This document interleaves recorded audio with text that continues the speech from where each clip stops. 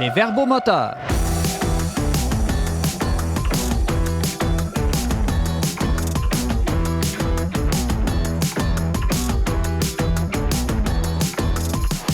Bonjour et bienvenue à votre émission qui jette un regard chrétien sur l'actualité de la semaine. Ici Simon Lessard en compagnie pour cette dernière émission 2023 de mes trois chroniqueurs du magazine Le Verbe, Antoine Malenfant. Allô. James Langlois. Bonjour Simon. Et Ariane Beauferret. Salut Simon. Alors aujourd'hui, on s'est proposé de faire une émission un peu spéciale. Vous savez que chaque année, le magazine Times dévoile sa personnalité de l'année. Cette année, ils ont désigné nul autre que la chanteuse américaine Taylor Swift. Et j'ai demandé à mes chroniqueurs, vous faites aussi l'exercice d'identifier votre personnalité de l'année, autant sur la scène internationale, nationale que provinciale, qui a changé nos vies, qui a marqué notre monde. Voilà les questions que nous allons aborder aujourd'hui à l'émission. Alors c'est parti pour cette dernière émission de 2023.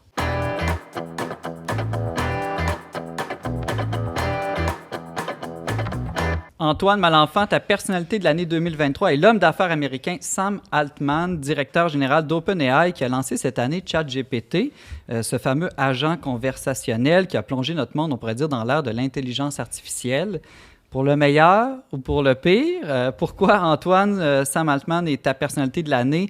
En quel sens, selon toi, il a vraiment marqué notre monde? En fait, ma vraie personnalité de l'année, c'est mon épouse, mais elle voulait pas se prêter au jeu des photos pour le Times, ça fait que donc on se choisi une ouais, autre, pas grand monde la connaît. Ouais. Non, c'est ça. Mais je la salue quand même. C'est bon, un bon point pour toi en Je ne commençant. ferai pas la liste de tout ce qu'elle a réalisé cette année, ça serait gênant pour les autres auditeurs. Elle a marqué ta vie et changé ton monde. Ouais, elle a changé le monde en général. Mais Sam Altman, dans une moindre mesure, quand même, il a travaillé fort aussi cette dernière année. Pour la petite histoire, là, on a fait des petits paris. Là. En tout cas, on a eu une discussion au Verbe sur quelques heures avant le dévoilement de la couverture du Times. Et quand est sorti le nom de Sam Altman, c'est devenu une évidence. On était tous convaincus que ce serait lui. On aurait pu mettre notre paye en jeu. Mais on avait oublié un point fondamental. Il est franchement moins beau que Taylor Swift. C'est ça, j'allais dire, c'est pas mal moins sexy. Ouais, mais c'est quand même un jeune homme. Tu sais, il a 38 ans. C'est un âge formidable. Hein? C'est pas ton âge, ça, Antoine? Ouais. Né à Chicago, demeure à San Francisco, là, dans la fameuse Silicon Valley, cofondateur d'OpenAI, fondé en 2015. Hein? C'est fascinant, en 7-8 ans, comment cette compagnie-là est parvenue à ce point. Alors, Sam Altman est considéré comme un des pères de l'intelligence artificielle générative. Tu l'as dit, Simon, il a lancé ChatGPT en novembre 2022. Ça fait une petite année seulement que ChatGPT est sur le marché. Un an plus tard, coup de théâtre, il s'est fait montrer la porte par son conseil d'administration, presque un an jour pour jour après le lancement de ChatGPT. Et là, ça a été une suite rocambolesque Ça va faire un film un jour. Ça a été un feuilleton. Là, pendant un week-end, la toile s'est enflammée parce qu'il a été, en l'espace de quelques heures après son congédiement, embauché par Microsoft, qui est aussi actionnaire d'OpenAI. Et là, finalement, tous les employés, 700 sur 720 employés d'OpenAI, ont signifié au conseil d'administration qu'ils quitteraient l'entreprise si Sam Altman ne revenait pas à la tête. Patron, hein? C'est foudroyant ce qui s'est passé en quelques heures. Tu devrais essayer, Antoine, de quitter le Verbe, voir qu'est-ce qui se passerait avec les employés. Tout le monde va me suivre jusqu'à chez Microsoft, parce que Microsoft va me courir après, c'est sûr. Je vais dire jusqu'au McDo. Nous aussi, on veut travailler au McDo avec Antoine Malenfant. Alors, tout ça pour dire que finalement, il a réintégré la compagnie et ça a évidemment renforcé les liens entre Microsoft et OpenAI qui sont devenus presque une seule entité avec ce vaudeville de la réembauche. Antoine, on parle de Sam Altman. Évidemment, à cause de l'impact de l'intelligence artificielle en 2023. Est-ce que, selon toi, l'intelligence artificielle, c'est comme une sorte de « Ah, c'est nouveau, c'est une mode, c'est une bulle, puis on va passer à autre chose dans quelques années » ou c'est vraiment une révolution qui va changer nos vies, changer concrètement notre monde? C'est les deux. Si c'est juste une bulle, c'est toute qu'une bulle. Là, c'est la plus grosse progression d'auditoire, je ne sais pas trop comment, d'influence dans le monde d'Internet, depuis qu'Internet existe. C'est 100 millions d'utilisateurs mensuels actifs en l'espace de 2 mois seulement, les 2 premiers mois de la mise en ligne de ChatGPT. Ça a fracassé tous les records. On parle de 4 milliards de connexions là, dans les derniers mois. C'est immense comme impact. Alors oui, il y a l'aspect bulle, là, mode, mais on voit que c'est là pour rester. Un signe de ça, peut-être, Simon, bien, évidemment, toutes les discussions qu'on a eues au Verbe Média sur l'intelligence artificielle dans les dernières semaines, dans les derniers mois, parce que oui, ça bouleverse notre travail, ça bouleverse les médias, mais ça bouleverse le monde de l'éducation, le monde de la science, la santé, presque tous les corps de métier, tous les aspects même de la vie personnelle. De la même manière que la robotisation a complètement changé le monde du travail manuel, là, on est dans un grand bouleversement du travail intellectuel. Mais il faut quand même faire la distinction que c'est vraiment l'intelligence générative qui a des impacts. Des fois, on met tout ça dans le même panier. Là. L'intelligence artificielle générative, celle qui génère des nouveaux contenus, qui imagine une histoire, qui nous raconte comment faire une recette complètement originale à partir d'ingrédients qu'on lui fournit. Ça, c'est ça le grand changement. Parce que des intelligences artificielles qui participent à notre quotidien, il y en a déjà des dizaines sans qu'on s'en rende compte. Là où il y a un changement de paradigme, c'est l'arrivée d'intelligence artificielle générative. Et un autre signe peut-être de l'impact foudroyant de l'intelligence artificielle générative, c'est que le pape François, dans sa lettre, dans son message pour la Journée mondiale de la paix qui a lieu le 1er janvier chaque année... Et qui publie toujours quelques semaines d'avance. Oui, alors aujourd'hui même, là, au moment où on se parle, vient tout juste de publier son message pour la paix, et il a consacré son message pour la paix exclusivement à la question de l'intelligence artificielle. Ça semble pas évident, le lien entre paix et intelligence artificielle. Mais pourtant, quand on lit son message, c'est très clair. L'utilisation abusive de ces technologies, dit-il, peut avoir des conséquences négatives comme la discrimination, l'ingérence dans les processus électoraux, la mise en place d'une société de surveillance, on le voit dans les pays totalitaires, une société de surveillance qui contrôle les personnes, l'exacerbation de l'individualisme de plus en plus déconnecté de la collectivité. Tout ça, pour le pape, c'est une menace constante et croissante pour la paix mondiale. Pour la paix aussi, internationale, là, mais pour la paix locale dans les collectivités, parce que, disons, une des conséquences les plus directes, je pense, de l'intelligence artificielle générative, c'est que ça nous donne l'impression d'une autonomie complète et de l'absence des limites. Je m'explique, c'est qu'on pourrait être tenté de croire que grâce à cette nouvelle technologie-là, on n'a plus besoin les uns des autres. Et c'est peut-être là le principal écueil de cette avancée technologique. Au fond, Antoine, la personnalité de l'année 2023, ça aurait pu être l'intelligence artificielle elle-même. Oui, si c'était une personne, oui. D'ailleurs, il y a bien des gens qui conçoivent ça comme une personne. Là. On pense au logiciel de conversation. Conversationnel, merci, qui pourrait peut-être régler là, le problème de l'isolement là, pour les personnes âgées. Ouais. On pense au film Her, il y a quelques années, qui essayait d'avoir une relation d'amour pour les gens qui ne sont pas capables avec une machine. Surtout que la plus récente mise à jour de ChatGPT fait que tu peux converser avec lui avec reconnaissance vocale. Là.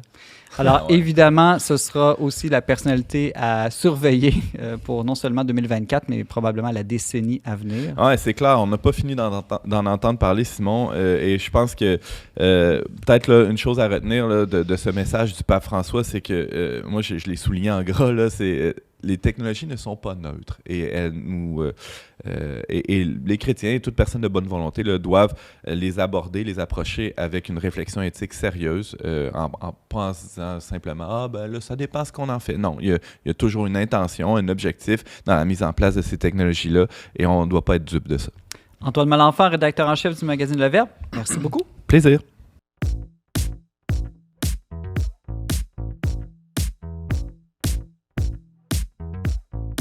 Ariane Beauferret, tu as retenu comme personnalité québécoise de l'année 2023 le chef du Parti québécois, Paul Saint-Pierre Plamondon, dont la formation politique est passée en tête des intentions de vote selon les plus récents sondages. Ariane, es-tu en train de faire un coming out indépendantiste? Pour quelle raison as-tu choisi Paul Saint-Pierre Plamondon comme personnalité sur la scène provinciale en 2023? Alors non, je n'ai pas la carte du Parti québécois. même si j'apprécie plusieurs idées du parti. Et donc, je pense qu'on peut reconnaître l'influence de Paul Saint-Pierre Plamondon, PSPP de son abréviation, sans forcément être d'accord avec tout ce qui est fait par le parti.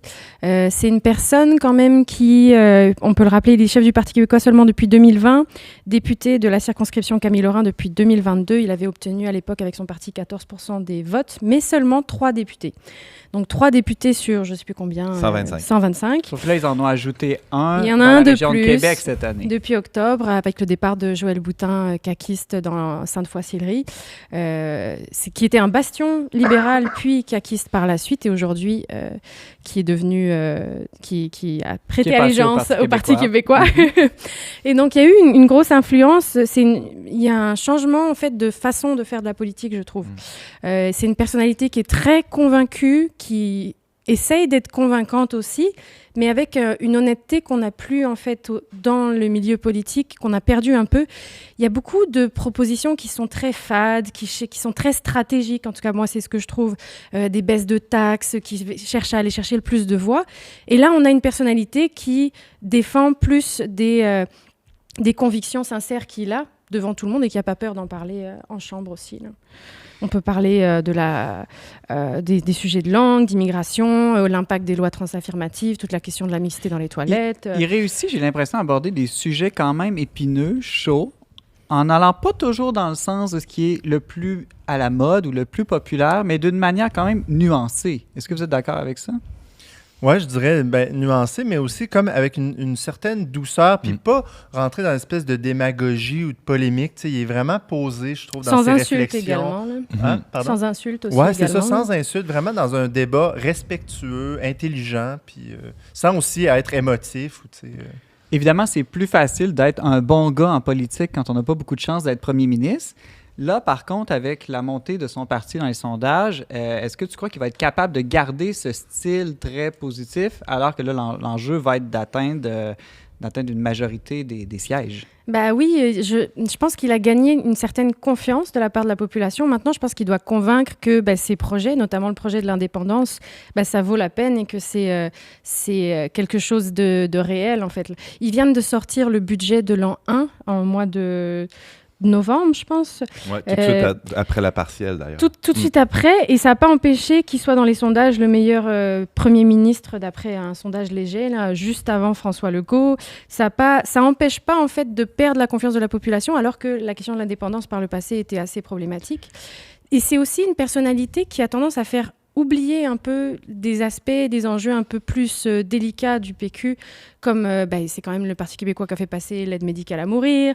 Il y a eu toute la crise autour de 2013 de la Charte des valeurs.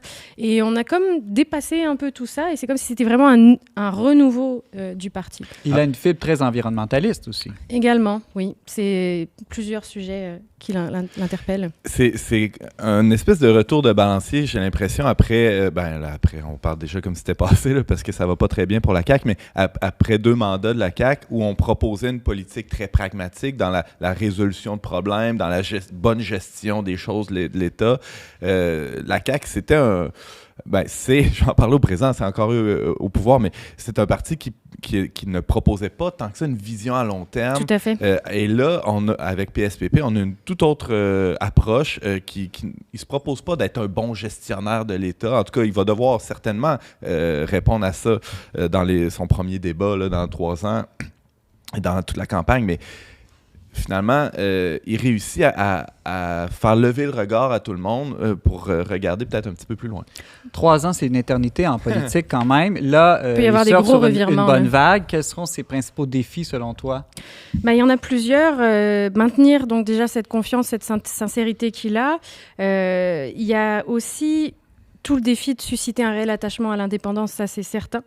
Et je pense aussi que il y a certains sujets qui ont été abordés de façon peut-être un peu indélicate, des aspects plus religieux par rapport à l'islam.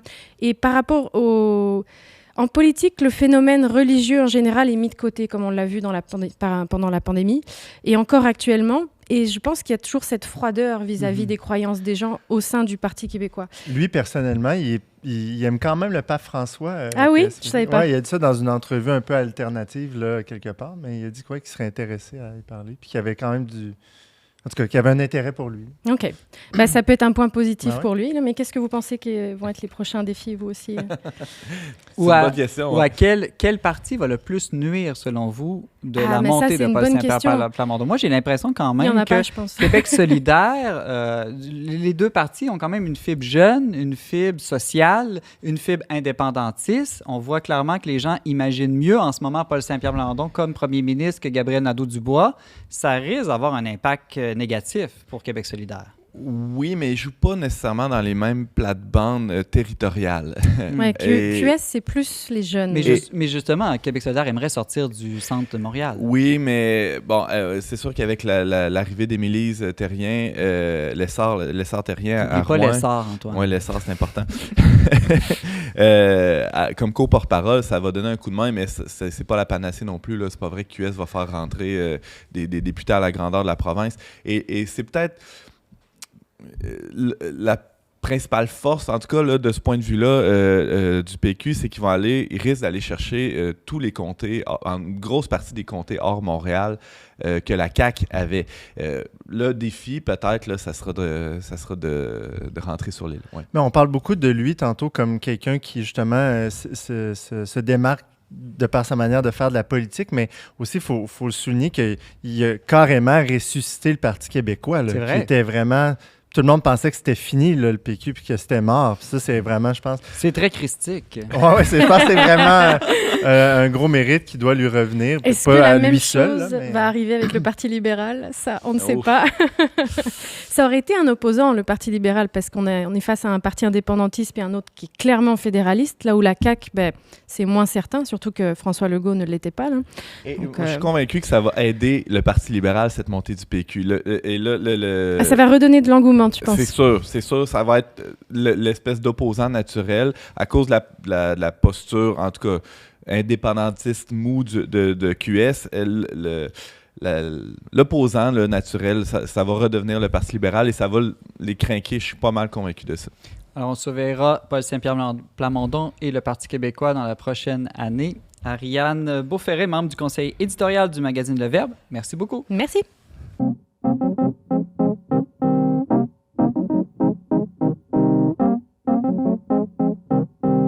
James Langlois, ton choix pour la personnalité canadienne de l'année 2023 est étonnant. Tu as sélectionné Tammy Peterson, l'épouse du célèbre et controversé psychologue, auteur et conférencier Jordan Peterson.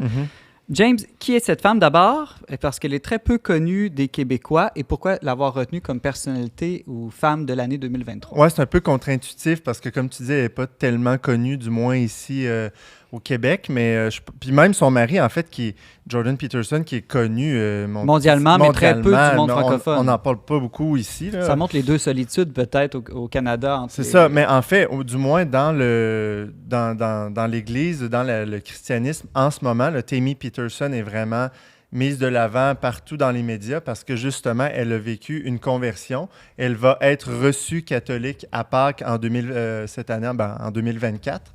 Donc, c'est quand même un phénomène important parce que souvent, Tammy Peterson on n'entendait pas beaucoup parler. Là. Évidemment, c'était toujours son mari. C'était comme la grande femme derrière le grand homme. Là. Mais il y avait sa fille, Michaela, qui a un podcast, etc. Mais elle était plus dans l'ombre. Puis là, tout à coup, elle est vraiment mise de l'avant et même elle a parti aussi son propre podcast. Là. Donc, elle a sa chaîne YouTube, puis elle fait ses entrevues aussi d'un angle qui est complémentaire vraiment à son mari. Là. De quoi est-ce qu'elle parle? Elle va aborder des sujets comme là, évidemment, elle a reçu justement Bishop Barron, le célèbre évêque américain, pour parler de l'importance de la prière. Mais je pense que, autant Jordan Peterson va plus aborder, va essayer plus de parler aux jeunes hommes, elle, j'ai l'impression qu'elle essaie plus de parler peut-être aux femmes, d'une autre manière. Ouais. James t'a dit que Tammy Peterson a vécu une conversion en 2023. Elle a témoigné. Peux-tu nous parler un peu de qu'est-ce qui s'est passé dans sa vie? Oui, mais en fait, on lui a diagnostiqué dans les dernières années un cancer du rein. très rare et qui avait en fait 100% de chances de ne pas survivre. Là. Et puis, donc, elle était quand même, elle s'est rendue compte que c'était un phénomène dans sa vie qui était un peu inattendu. Et puis, elle a pris conscience, dans le fond, qu'elle s'aimait pas beaucoup personnellement. Et puis là, c'est là où finalement, elle a commencé à faire ses traitements, aller à l'hôpital, tout ça. Puis une de ses amies catholiques qui tout de suite est venue la voir et lui a emmené un chapelet du pape béni par le pape François. Puis lui a proposé à chaque jour de prier avec elle. Elle l'a visité, je pense, 30 ou 40 jours de pendant suite. 5 semaines. 5 semaines à l'hôpital. Ouais. Tous les jours, à 10 h le matin, elle priait le chapelet. Et là, au bout d'un certain temps, Tammy a ressenti une grande joie, une grande consolation en priant le chapelet avec cette femme-là. Et puis là, bon, chemin faisant, elle lui a proposé à la fin de faire une neuvaine pour la guérison des malades, là, accompagnée par Saint José Maria. Et puis, elle a fait cette neuvaine, puis ils se sont aperçus que, en fait, toutes les traces de cancer avaient complètement disparu. Donc, elle a vraiment c'est vraiment comme une miraculée. Une guérison miraculeuse. J'ai entendu que ouais. c'est la seule personne connue dans l'histoire à avoir guéri de cette forme très rare de cancer. Exactement. Puis, donc, toute sa vie a changé. Puis elle, c'était beau parce que quand même, elle s'était dit que le temps qui me reste à vivre, qu'elle voulait le dédier à aimer sa famille puis ses amis, puis accepter l'aide, peu importe d'où il vient. Mais justement, elle était ouverte, puis Dieu s'est présenté à elle dans sa vie de cette manière-là. Et donc, elle dit que les choses ont beaucoup changé parce qu'elle dit plus on suit ce que Dieu nous propose et plus l'aventure est exigeante, plus l'aventure devient exigeante parce qu'on se met à accepter des choses qu'on n'acceptait pas avant. Puis de fait, maintenant, autant durant les conférences de son mari, elle était assez souvent, elle écoutait comme les autres, mais là maintenant, elle est devant sur la scène, elle donne les conférences avec son mari qu'elle anime. Comme je disais, elle a parti son propre podcast. Puis là, peut-être c'est une femme qui aimait plus, je pense que c'est une personnalité quand même plus effacée. Mais là, elle est vraiment mise de l'avant. Puis je pense que pour elle, c'est pas tout à fait naturel. En tout cas, c'est pas spontanément ce qu'elle... J'ai vu la petite vidéo YouTube, elle témoigne. J'ai été très touché de l'amitié. Comment c'est par l'amitié d'abord qu'elle a été conduite à découvrir la prière et voir ensuite toute l'importance du rosaire, de la Vierge Marie. Ouais. Même d'une neuvaine, neuvaine à un saint, on pourrait dire tout ça, ça peut paraître vieillot, dépassé. Ben non, la puissance de la Vierge Marie, la puissance du rosaire, des miracles encore en 2023, c'est un témoignage puissant. C'est un témoignage très puissant, puis je pense que c'est intéressant parce que les deux, en fait, Jordan Peterson aussi a vécu des problèmes de santé dans les dernières années, puis il est revenu un peu plus de l'avant sur la scène publique en disant qu'il n'était plus athée, mais qu'il croyait en Dieu. Il ne s'est pas dit catholique, mais quand même, il a sauté, je dirais, une étape là, dans son cheminement. Et là, tout à coup, c'est elle, Tammy Peterson, qui vraiment fait un témoignage de foi très catholique. Mais même elle disait qu'elle a été baptisée protestante. Elle a fréquenté un peu son église. Là, elle a été baptisée dans l'Église unie du Canada. Puis, elle a arrêté d'aller à l'église vers 12 ans. Puis, c'était plus important dans sa vie. Mais là, donc, elle redécouvre la foi d'une autre manière. Puis même, elle se questionnait beaucoup à savoir si l'Église catholique était la bonne Église pour elle, etc. Puis c'est une bébé boomer aussi. Une génération qui s'est beaucoup éloignée de la foi de l'Église catholique. C'est un signe d'espérance que même cette génération-là peut rencontrer de nouveau le Christ. Ouais, même cette génération-là. Ouais, je pense que, en tout cas, statistiquement, les sociologues me donneraient raison que c'est pas la génération la plus présente à la messe dominicale. Ben, ouais, c'est ça, c'est pas la génération, mais je sais pas qu'est-ce qu'il y en a dans le monde anglo-saxon, là, mais c'est clair que pour elle, donc, il y a toute une nouvelle vie qui est en train de prendre forme. Puis là, peut-être qu'elle-même, elle l'a dit très clairement, elle dit « Je pense que ça va entraîner toute ma famille. » On sait que déjà, sa fille Michaela a la foi. Je pense même qu'elle est... Je sais pas si elle est déjà catholique, mais pas loin. Là. Puis donc, on va voir pour Jordan. Mais je sais que Jordan, d'ailleurs, va sortir un livre éventuellement en 2024. Il a déjà annoncé ses dates de tournée pour un livre qui va porter exclusivement sur des textes bibliques. Et ça s'appelle, si on traduit en français, là, c'est dans le fond qui lutte avec Dieu, là, quelque chose comme ça. On mettra en commentaire de cette émission dans les descriptions des réseaux sociaux la petite vidéo témoignage de Tammy Peterson. James Langlois, journaliste du magazine Le Verbe. Merci beaucoup. De rien.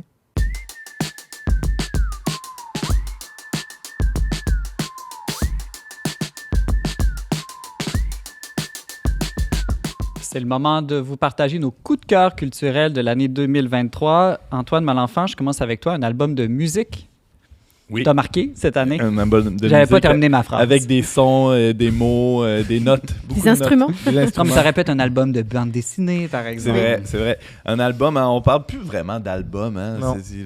C'est quand la dernière fois que vous avez acheté un album, vous? Ça date un peu, je t'avoue. On Ça achète date du secondaire. Ah ouais, c'est ça. On achète des albums, mais numériques. Ah Mais ouais, ben, pour c'est les déjà- enfants, c'est pratique. C'est déjà bien. Toi, tu l'as acheté comme... Non, pas physique, mais j'achète. Moi, j'aime ça, voir l'œuvre comme cohérente. Bon, là, on tourne autour du pot. C'est quoi cet album qui t'a marqué en Non, je me fais 2023? saliver. Sprint, hein, je vais vite. Hein. Sprint, point d'exclamation, c'est Thierry Larose, son deuxième album, 2 ans après l'excellentissime Cantalou, sorti en 2021. La barre était haute, on savait pas trop ce qui allait sortir de là. Finalement, c'est excellent aussi. Sprint de Thierry Larose, il y a un peu de Bob Dylan là-dedans, folk, rock. C'est avec son comparse, comment il s'appelle donc, Anatole, là? Oui, Alexandre Martel. De Québec. C'est les textes faisant parfois penser à Régent Ducharme. On a vraiment une ambiance formidable là, avec cet album-là, Sprint de Thierry Larose. Merci, Antoine. James, c'est le film Testament de Denis Arcand qui a retenu ton attention cette année. Ouais, ben faut dire que j'ai pas vu énormément de films en 2023. Non, mais je suis d'accord avec toi. Pour moi, c'est le meilleur film que j'ai vu. Pas simplement le meilleur film québécois, mais pour moi, c'est le meilleur film que j'ai vu cette année. Ben, d'abord, juste par le fait qu'il a fait énormément parler au Québec. Hein, évidemment, tu sais, quand Denis Arcand sort un film, ça passe pas inaperçu. Mais aussi parce que, on a déjà parlé à l'émission, là, ceux qui veulent aller réécouter l'analyse plus complète. Mais bref, tout ça pour dire que ça a été présenté beaucoup comme un film politique. Ben, en tout cas, avec un propos politique, alors que pour moi, je pense que tu es d'accord avec moi là-dessus, c'est un film qui est tellement plus profond, moi, qui m'a ému pratiquement aux larmes, là, sur la nécessité des relations humaines. La transmission de Ouais, l'héritage. la transmission de l'héritage, sur notre rapport aussi au passé, à la mémoire, à notre impact dans la vie, à la fragilité de la vie. L'amour, la bienveillance. Ouais. Donc, pour moi, je trouve que dans les films qui sont sortis en 2023, comme je dis, je n'ai pas vu beaucoup, mais j'ai l'impression que celui-là se démarque par la profondeur de son propos. Ça, c'est évident, là. Ariane, toi, c'est un album de bande dessinée qui a retenu ton attention. Oh, tu veux que j'en parle? Oui. Oui, c'est un auteur qui s'appelle David Rath, un Français qui a fait toute une collection qui s'appelle Le Voyage des Pères. Et il y a une bande dessinée qui vient de sortir, qui sera bientôt disponible en librairie au Québec. C'est Noé. Et donc, en fait, David Rath, c'est un bon style, un bon crayon, mais aussi beaucoup d'humour. Donc, il reprend les textes bibliques et il les retourne. Il y a un petit peu d'humour noir, il y a du piquant. C'est très, très agréable à lire. C'est pour les adultes. Et donc, il reprend toute l'histoire de Noé avec sa perspective. Et c'est amusant et très divertissant. Pour ma part, c'est le balado de Stéphane Bureau, Contact, qui a marqué mon attention. Des longues conversations d'1 heure où il ose aborder des sujets difficiles, mais encore là, je trouve avec nuance. Entre autres, il a reçu aussi Denis Arcand dans une excellente entrevue. Vraiment, pour moi, c'est un élan de fraîcheur, ce balado. Au Québec, on ne se permet souvent pas, justement, de prendre le temps et de donner du crédit à l'intelligence des auditeurs. Je pensais que tu allais dire au Québec où on ne peut plus rien dire. Alors, on mettra toutes ces recommandations en commentaire sur YouTube et Facebook. On se laisse cette semaine sur la nouvelle chanson « Mon étoile de Noël » du Québécois Damien Robitaille qui est sorti le 7 novembre dernier. N'oubliez pas que vous pouvez toujours réécouter, commenter, partager cette émission sur les réseaux sociaux. Vous pouvez nous écrire aussi à verbomoteur@le-verbe.com. Merci à Marianne Martin et Marie Laliberté à la réalisation technique. C'était Simon Lessard à l'animation. On se donne rendez-vous l'année prochaine pour une nouvelle saison des Verbomoteurs.